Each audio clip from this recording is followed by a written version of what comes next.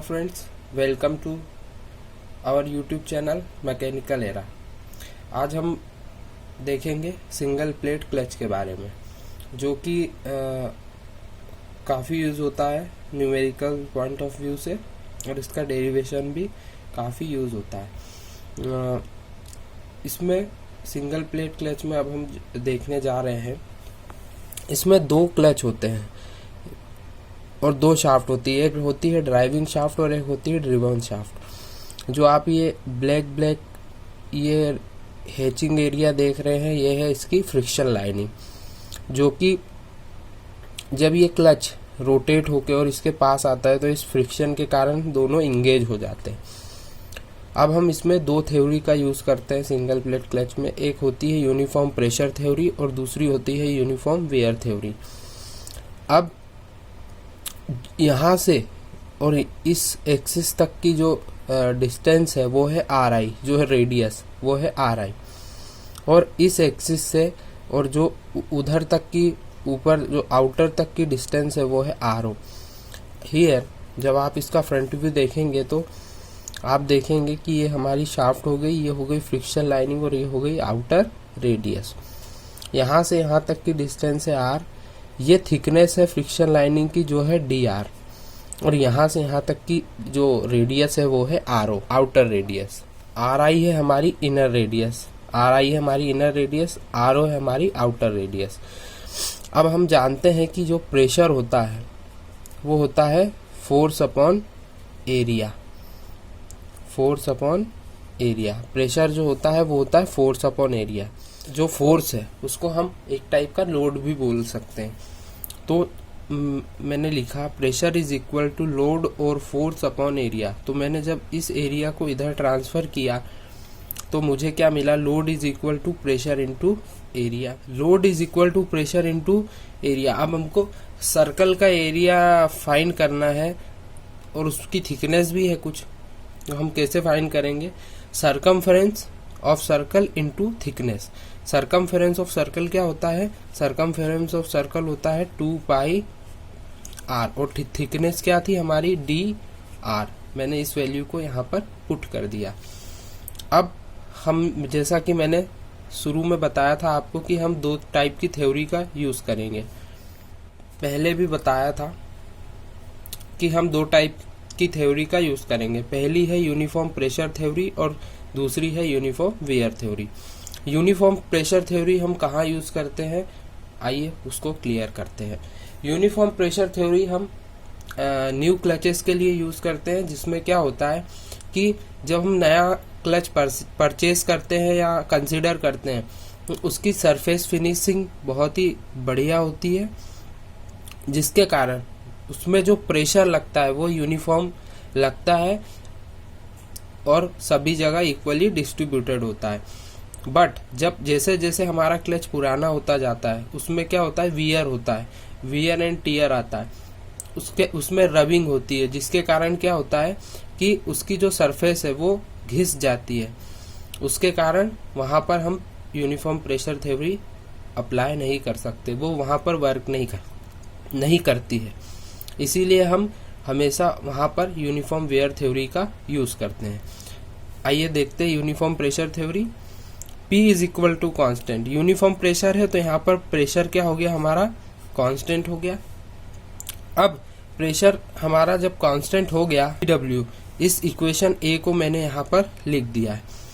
इस equation A को लिखने के बाद अब हमारा P तो कांस्टेंट है, अभी हमने बताया है, बोला भी है यूनिफॉर्म प्रेशर थ्योरी, तो प्रेशर कांस्टेंट, तो कांस्टेंट वाला टर्म बाहर आ जाएगा। 2 पाई भी हमारा कांस्टेंट है, वो भी बाहर आ जाएगा, बचेगा R। अब हम हमेशा कभी भी जब इंटीग्रेशन करते हैं तो हम किसी भी स्मॉल पार्ट या स्मॉल सेक्शन को कंसीडर करते हैं और फिर उसका इंटीग्रेशन करके हम पूरे ओवरऑल के लिए एरिया फाइंड कर लेते हैं।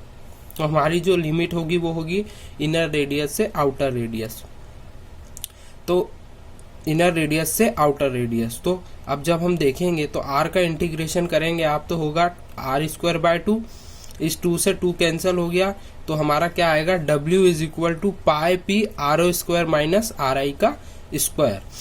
W is equal to pi P R O square minus R I square. ये क्या है, upper limit minus lower limit. इस 2 से ये 2 कैंसिल हो गया। जब आप अपर limit minus lower limit put करेंगे तो आपको लोड मिल जाएगा फॉर यूनिफॉर्म प्रेशर थ्योरी। तो ये हमारी जो हो गई, ये है equation number 1। Uniform wear theory.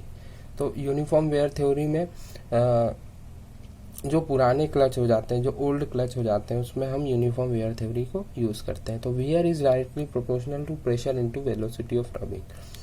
तो velocity of rubbing is equal to R W. तो यहाँ पर हमारा क्या है, डब्ल्यू कांस्टेंट है, तो R is directly proportional to V और V is directly proportional to R.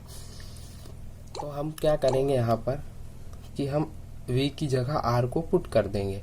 तो हमने वी की जगह आर को पुट कर दिया। अब हमने लिखा था wear is directly proportional to velocity pressure into velocity of rubbing. Pressure तो P है, वेलोसिटी ऑफ रबिंग क्या था, V था, पर अब V is equal to R लिख सकते हैं हम यहाँ से। तो हम क्या करेंगे, P इंटू आर कर देंगे। अब V R is equal to constant है, तो ये वी आर कॉन्स्टेंट हो गया, ये कॉन्स्टेंट हो गया। तो हमको क्या मिलेगा यहाँ पर हमको मिलेगा V R is equal to constant, तो वी आर कॉन्स्टेंट हो गया, तो हमको मिलेगा P into R is equal to constant.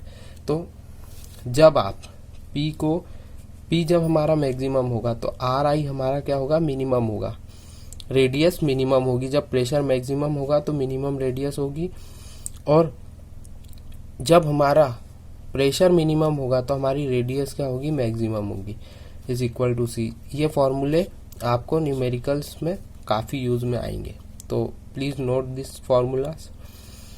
अब हम W इज इक्वल टू ये हम ए वाली इक्वेशन नंबर ए से लिख रहे हैं, इक्वेशन नंबर ए से लिख रहे हैं ये वैल्यू, ये इक्वेशन तो हो गई W is equal to R O R I P into 2 pi R. अब हमने देखा यहाँ पर कि हमारा अभी निकला है P into R is equal to constant. तो P इंटू आर क्या है, कॉन्स्टेंट है, तो P into R is equal to constant. Constant हमारा बाहर आ जाएगा, तो हम बाहर लिख देंगे इसको, 2 पाई भी बाहर लिख देंगे, बचेगा क्या, आर आई और आर ओ डी आर। अब W is equal to 2 pi सी। जब आप यहाँ पर 1 है तो in the term of D R इसका इंटीग्रेशन करेंगे तो हो जाएगा आर, और लिमिट पुट कर देंगे आप, W is equal to 2 pi C R O और आर आई। जब आप इसमें upper limit minus lower limit को पुट करेंगे तो आपको क्या वैल्यू मिलेगी, आपको मिलेगी 2 pi C R O minus R I, है ना, R O minus R I मिल जाएगा आपको यहाँ से। तो ये हमारी जो इक्वेशन नंबर 2 मिल गई हमको। अब हमको अगर कभी भी C की वैल्यू को कैलकुलेट करना है तो मैं इस टर्म को यहाँ ट्रांसफर कर दूंगा, इस टर्म को यहाँ ट्रांसफर कर दूंगा, तो हमको मिलेगा C is equal to W 2/2 pi R O minus R I. तो हमको यहाँ से क्या मिल जाएगा, हमको यहाँ से C की वैल्यू भी मिल जाएगी। तो अब देखेंगे हम टॉर्क ट्रांसमिटेड। अभी हमने जो निकाला था वो था लोड कितना आ रहा है, अब हम टॉर्क ट्रांसमिटेड निकालेंगे। तो आप सब जानते हैं कि टॉर्क का फॉर्मूला होता है force into radius is equal to torque, force into radius is equal to torque. ये हम फॉर्मूला पहले से बचपन से पढ़ते हुए आ रहे हैं, 11th क्लास 12th क्लास से। अब dt is equal to frictional force into radius, ये कोई बात नहीं, सेम है ये, torque is equal to force into radius, बस यहाँ पर फ्रिक्शनल फोर्स आ गया है। फ्रिक्शनल फोर्स है तो कोफिशिएंट ऑफ फ्रिक्शन भी लगेगा जो कि है म्यू। अब फोर्स हमने पहले देखा था प्रेशर इंटू एरिया, तो प्रेशर इंटू एरिया पुराना वाला ही है, 2 pi R into D R, circumference of circle into thickness into R. R क्या है हमारी, आर हमारी रेडियस है। उसके बाद ये pressure is equal to force upon area का फॉर्मूला है, तो आप इससे फोर्स को कैलकुलेट कर सकते हैं, जैसे मैंने आपको बताया, पिछली बार भी किया है अपन ने। अब हो जाएगा हमारा dt is equal to 2 pi mu p r square D R, 2 r है तो r स्क्वायर हो गया। अब जब आप इक्वेशन नंबर बी बनाएंगे, अब हम कैसे, देखिए इंटीग्रेशन, इसका भी इंटीग्रेशन कर देंगे। तो जब आप इन दोनों का इंटीग्रेशन कर देंगे आर आई और आर ओ के टर्म में, तो आपको मिल जाएगा B, equation B. For uniform pressure theory लगाएंगे और आप यूनिफॉर्म वेयर थ्योरी भी लगाएंगे। अब हम यूनिफॉर्म प्रेशर थ्योरी लगाएंगे तो आप सभी को पता है कि pressure is equal to constant for uniform pressure theory. तो जब प्रेशर कांस्टेंट हो जाएगा तो प्रेशर कांस्टेंट हो गया, प्रेशर क्या है, कांस्टेंट है, तो कांस्टेंट टर्म को बाहर लिखेंगे, तो पी को मैंने बाहर लिख दिया, म्यू कांस्टेंट है उसको भी बाहर लिख दिया, 2 पाई कांस्टेंट है उसको भी बाहर लिख दिया, बचा क्या, आर स्क्वायर डी आर।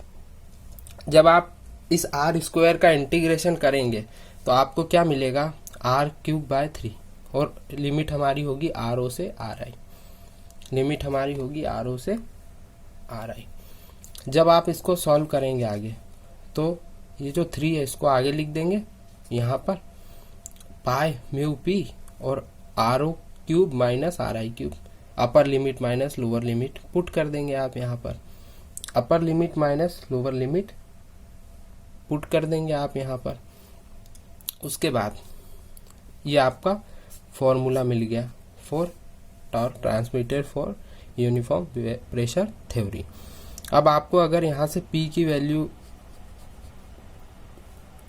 चाहिए तो अभी अपन ने पुराने फॉर्मूले में, फॉर्मूला नंबर 1 में, इक्वेशन नंबर 1 में देखा था कि ये वाला फॉर्मूला हमने देखा था इक्वेशन नंबर 1 में, ये from equation number 1, from equation number 1। तो W is equal to pi P R O square minus R I का स्क्वायर। यहाँ से मैं P की वैल्यू को कैलकुलेट कर सकता हूँ, तो P की वैल्यू मेरी आ जाएगी W by pi R O square minus R I का स्क्वायर।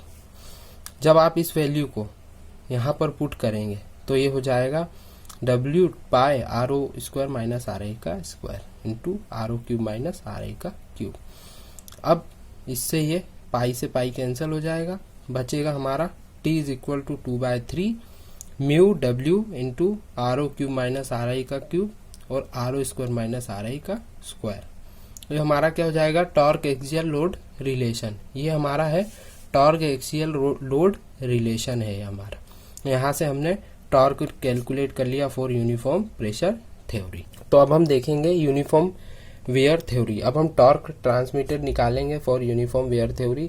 तो अभी आपने जब पहले भी देखा है कि यूनिफॉर्म वेयर थ्योरी के लिए क्या होता है, pressure into radius is equal to constant होता है।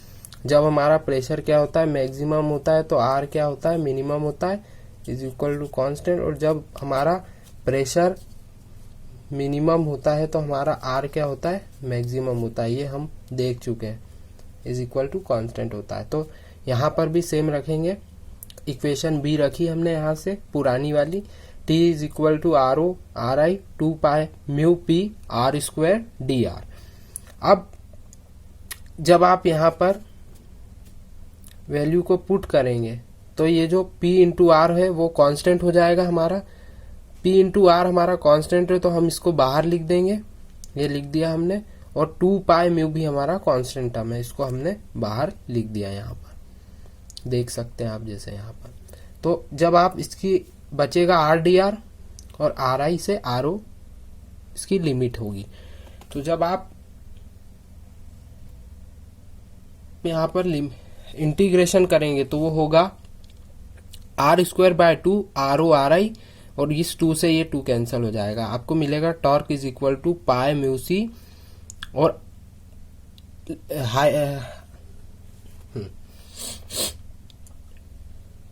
Upper limit minus lower limit put करेंगे तो वो हो जाएगा R O square minus R I का स्क्वायर। अब हमने इक्वेशन नंबर 2 निकाली थी पहले, उस इक्वेशन से हमने C की वैल्यू भी निकाली थी, आपको याद होगा। तो हम उस C की वैल्यू को यहाँ पर पुट कर देंगे। तो जब आप C की वैल्यू को पुट करेंगे तो यहाँ पर इस C की वैल्यू को पुट कर दीजिए। तो जब आप इस वैल्यू को पुट करेंगे तो यहाँ पर आएगा T is equal to pi mu W upon 2 pi R O minus R I, और ये यहाँ पर ये वाला टर्म यहाँ पर। अब आप सभी जानते हैं कि A square minus B square की आइडेंटिटी लग जाएगी यहाँ पर। जो है A square minus B square is equal to A plus B A minus B. तो यहाँ पर हो गया R O plus R I, R O minus R I. अब इस पाई से ये पाई कैंसिल हो जाएगा, R O minus R I से R O minus R I cancel हो जाएगा, बचेगा क्या, R O plus R I by 2 into mu W. तो T is equal to mu W R O plus R I by 2 is equal to T is equal to mu W R O plus R I by 2। अगर कभी आपको torque transmitter निकालने के लिए बोला है और क्वेश्चन में न्यूमेरिकल में ऐसा बोला है कि ईच साइड इफेक्टिव और बोथ साइड इफेक्टिव, तो आपको जो है n की वैल्यू को क्या रखना है, 2 रखना है।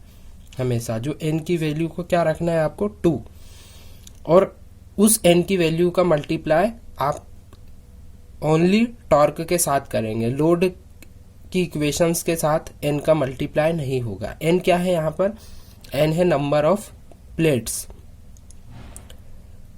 जब हम आगे मल्टी क्लच पे अप्रोच करेंगे तो मैं आपको वहाँ पर n का मल्टी क्लच के लिए यूज़ भी बताऊंगा।